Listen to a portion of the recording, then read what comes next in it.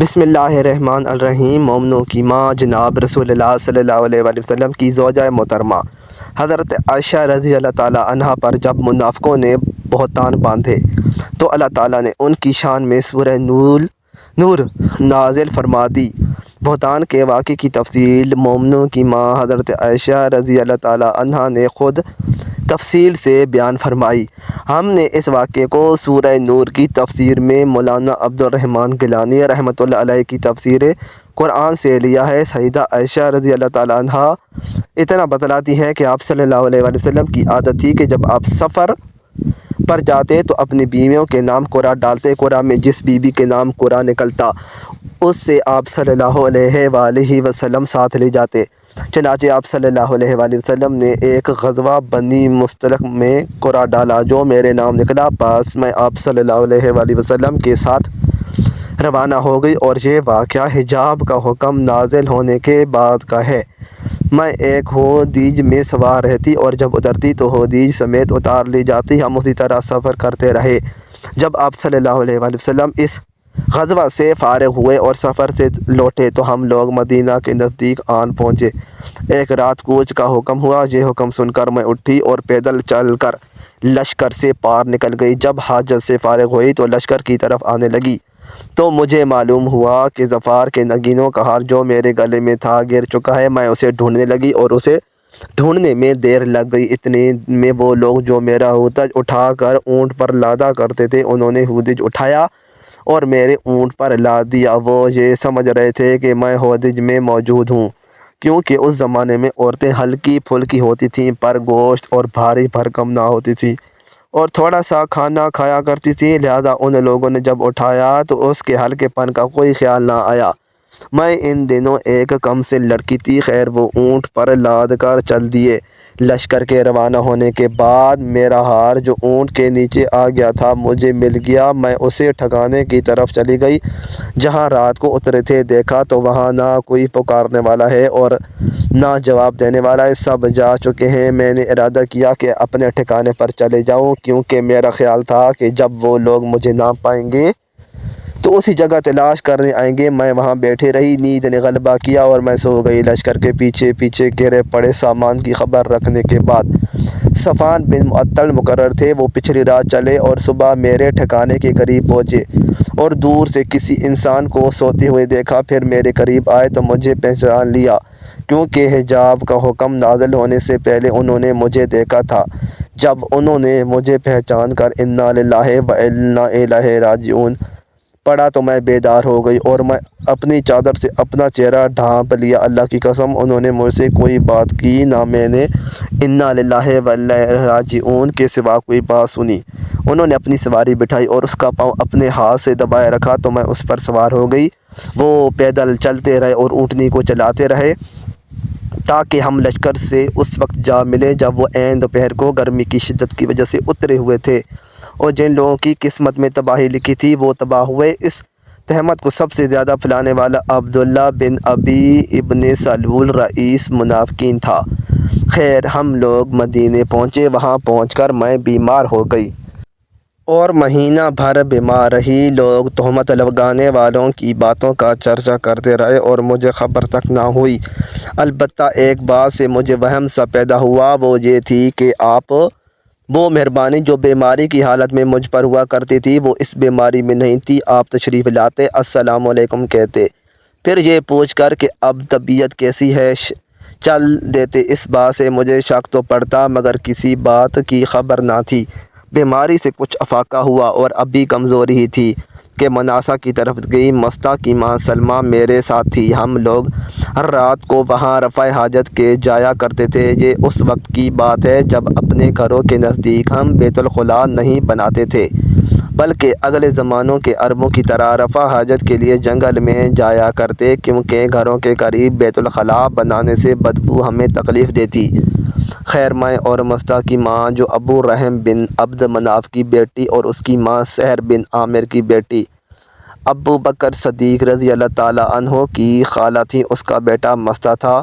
رفع حاجت سے فراغ کے بعد ہم دونوں گھر کو آ رہے تھے۔ مستہ کی ماں کا پاؤں چادر میں الجھ کر پھسلا تو وہ کہنے لگی مستہ ہلاک ہو میں نے اسے کہا کیا کہتی ہو، کیا تم ایسے شخص کو کوستی ہو جو بدر میں شریک تھا؟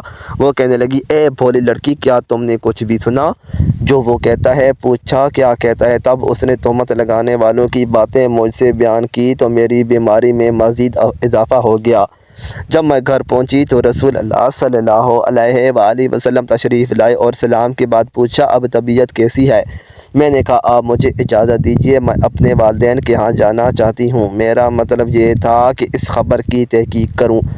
رسول اللہ صلی اللہ علیہ وآلہ وسلم نے مجھے اجازت دے دی تو میں اپنے والدین کے ہاں آ گئی۔ میں نے اپنی ماں سے کہا امی یہ لوگ میری نسبت کیا فضول باتیں کر رہے ہیں؟ اس نے کہا بیٹی اتنا رنج نہ کرو، اللہ کی قسم اکثر ایسا ہوتا ہے کہ جب کسی مرد کے پاس کوئی خوبصورت عورت ہوتی ہے اور وہ اس سے پیار کرتا ہے تو اس کی شوقیں بھی ہوں تو شوقیں بھی بہت کچھ کرتی رہتی ہیں۔ میں نے کہا سبحان اللہ، وہ لوگوں نے اس کا چرچا بھی کر دیا، چنانچہ میں ساری رات روتی رہی۔ صبح ہو گئی مگر میرے آنسو نہ تھمتے تھے اور نہ مجھے نیند آتی تھی۔ رسول اللہ صلی اللہ علیہ وآلہ وسلم نے سیدنا علی رضی اللہ تعالیٰ عنہ اور اسامہ بن زید کو بلایا کیونکہ وحی اترنے میں دیر ہو رہی تھی اور آپ صلی اللہ علیہ وآلہ وسلم اس سلسلے میں ان سے مشورہ چاہتے تھے۔ چنانچہ اسامہ بن زید نے آپ کو وہی مشورہ دیا جو وہ جانتے تھے کہ عائشہ ایسی ناپاک باتوں سے پاک ہے، اور اسامہ کو آپ صلی اللہ علیہ وآلہ وسلم کی بیویوں سے محبت تھی۔ انہوں نے صاف کہہ دیا کہ عائشہ پاک دامن اور بے قصور ہیں، اور سیدنا علی ابن طالب نے کہا یا رسول اللہ تعالیٰ آپ صلی اللہ علیہ وآلہ وسلم پر تنگی نہیں کرے گا، عائشہ کے علاوہ اور بھی بہت عورتیں ہیں اور اگر آپ بریرہ سے پوچھیں تو وہ آپ کو ٹھیک ٹھیک بتا دیں گی۔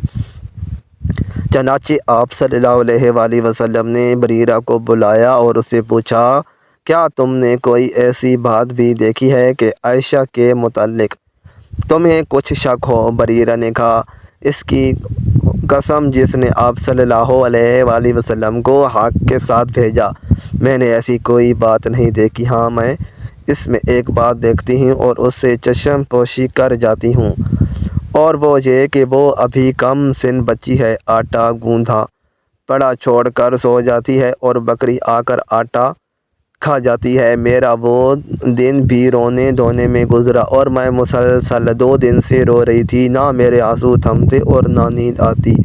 میرے والدین سمجھے کہ رو رو کر میرا کلیجہ پھٹ جائے گا۔ پھر ایسا ہوا کہ میرے والدین پاس بیٹھے تھے اور میں رو رہی تھی کہ ایک انصاری عورت نے اندر آنے کی اجازت مانگی، میں نے اجازت دی تو وہ بھی میرے ساتھ رونے لگی۔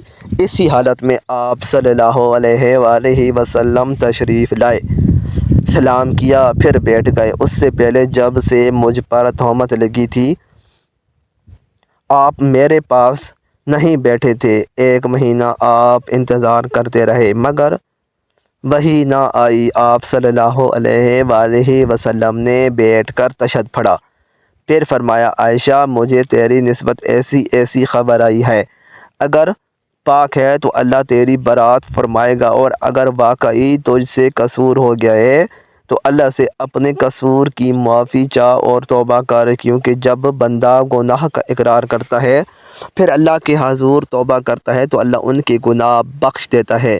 جب آپ یہ گفتگو ختم کر چکے تو یکبارگی میرے آنسو تھم گئے، یہاں تک کہ ایک قطرہ بھی میری آنکھوں میں نہ رہا۔ میں نے اپنے والد سے کہا وہ آپ رسول اللہ صلی اللہ علیہ وآلہ وسلم کو جواب دیں۔ وہ کہنے لگے اللہ کی قسم کہ میں نہیں جانتا کہ کیا جواب۔ پھر میں اپنی والدہ ام رومان سے کہا کہ تم جواب دو۔ انہوں نے کہا میں نہیں جانتی کہ کیا جواب دوں۔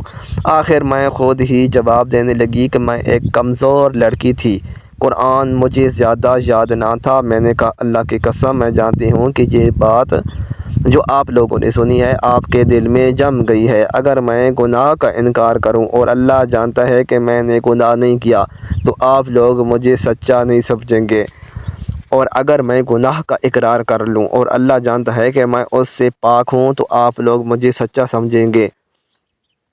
اللہ کی قسم میں اپنی اور تمہاری مثال ایسی ہی سمجھتی ہوں جیسے سیدنا یوسف علیہ السلام کے والد کی تھی۔ انہوں نے جو کچھ کہا تھا میں بھی وہی کچھ کہتی ہوں، اب صبر کرنا ہی بہتر ہے، اور تمہاری باتوں پر اللہ میری مدد کرنے والا ہے۔ یہ کہہ کر مجھے یہ یقین تھا کہ چونکہ میں پاک ہوں لہٰذا اللہ تعالیٰ ضرور میری برات کر دے گا، مگر اللہ کی قسم مجھے یہ خیال تک نہ تھا کہ اللہ تعالیٰ میرے بارے میں ایسی آیات نازل کرے گا جو ہمیشہ پڑھے جائیں گی۔ میں اپنی شان اس سے بہت کم تر سمجھتی تھی۔ ہاں، مجھے یہ امید ضرور تھی کہ رسول اللہ صلی اللہ علیہ وآلہ وسلم کوئی خواب دیکھیں گے جس سے آپ پر میری برات واضح ہو جائے گی۔ پھر اللہ کی قسم ابھی اللہ کے رسول وہاں سے ہلے بھی نہ تھے اور نہ کوئی دوسرا آدمی ہی وہاں سے باہر گیا تھا کہ آپ پر وحی نازل ہونا شروع ہو گئی۔ معمول کے موافق آپ پر سختی ہونے لگی اور پسینہ موتیوں کی طرح آپ کے بدن سے ٹپکنے لگا۔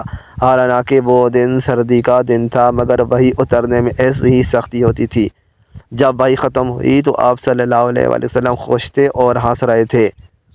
پھر پہلی بات آپ صلی اللہ علیہ وآلہ وسلم نے یہی کہ عائشہ، اللہ تعالیٰ نے تمہاری برات فرما دی۔ میری والدہ مجھے کہنے لگی اٹھو اور آپ صلی اللہ علیہ وآلہ وسلم کا شکریہ ادا کرو۔ میں نے کہا اللہ کی قسم میں نہیں اٹھوں گی، میں تو صرف اللہ عز و جل کا شکریہ ادا کروں گی۔ اس وقت اللہ تعالیٰ یہ آیتیں اتاری سورہ نور میں، جس کا ترجمہ یہ ہے: جن لوگوں نے تہمت کی باتیں کی وہ تم سے ہی ایک ٹولہ ہے، اس سے تم اپنے لیے برا نہ سمجھو، بلکہ یہ تمہارے لیے بہتر ہے۔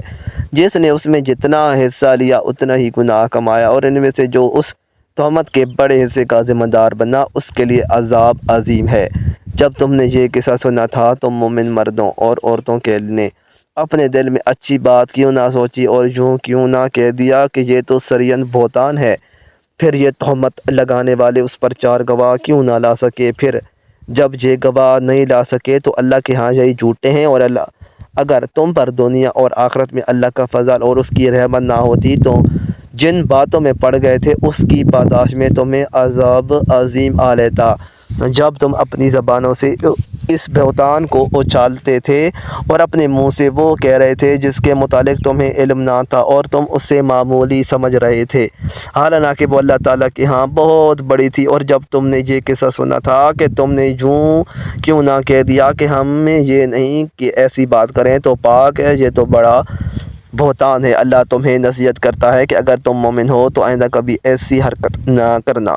اللہ تمہیں واضح ہدایت دیتا ہے اور وہ سب کچھ جاننے والا اور حکمت والا ہے۔ جو لوگ یہ چاہتے ہیں کہ ایمان لانے والوں میں بے حیائی کی اشاعت ہو، اس کے لیے دنیا میں بھی المناک عذاب ہے اور آخرت میں بھی اس کے نتائج کو اللہ ہی بہتر جانتا ہے۔